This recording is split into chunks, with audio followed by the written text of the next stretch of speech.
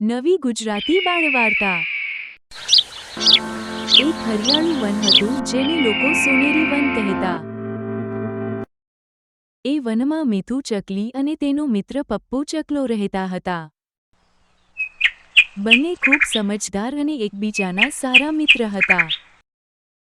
એક દિવસ મીઠું ચકલી ખોરાક શોધતી હતી। અચાનક એને ઝાડ નીચે ઘણી બધી દાણા દેખાઈ। મીઠું ખુશ થઈ ગઈ અને દાણા ભેગા કરવા લાગી। એટલામાં અચાનક ત્યાં લલિત બિલાડી આવી ગઈ। બિલાડી જોઈને મીઠું ડરી ગઈ અને ફટાફટ ઉડી ગઈ। બિલાડી દોડતી આવી પણ લપસીને પડી ગઈ અને ગુસ્સામાં ત્યાંથી ભાગી ગઈ। થોડીવાર પછી મીઠું ફરી આવી અને દાણા ભરવા લાગી। પણ એ જ સમયે ઉપરથી ઘૂઘો કાગડો ઉડીને આવ્યો। કાગડો બોલ્યો, અરે મીઠું, આ દાણા તો મેં પહેલા જોયા હતા, એટલે હવે આ મારા। મીઠું ફરી ગભરાઈ ગઈ। એટલામાં ત્યાં પપ્પુ ચકલો આવી ગયો। પપ્પુ બોલ્યો, હા ભાઈ, તું તો મોટો સમજદાર લાગે છે।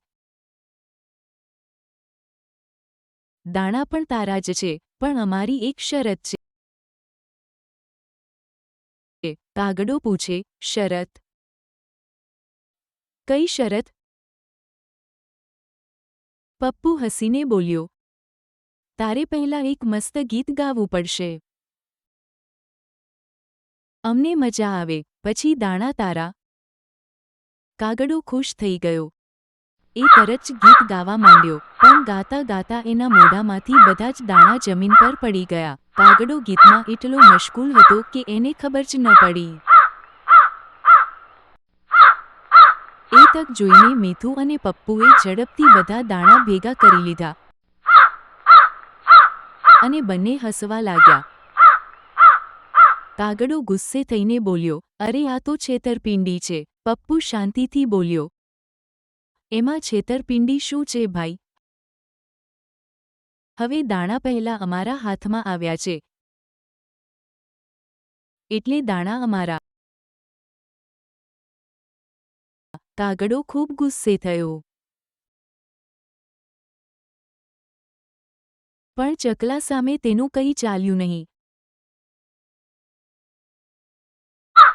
અને તે ગુસ્સામાં ઉડીને ચાલ્યો ગયો।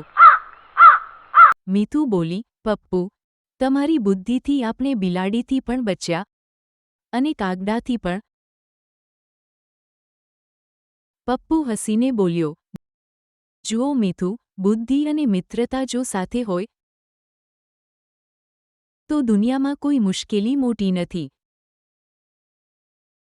બંને મિત્રો ખુશી ખુશી દાણા લઈને પોતાના ઘરની તરફ ચાલ્યા ગયા।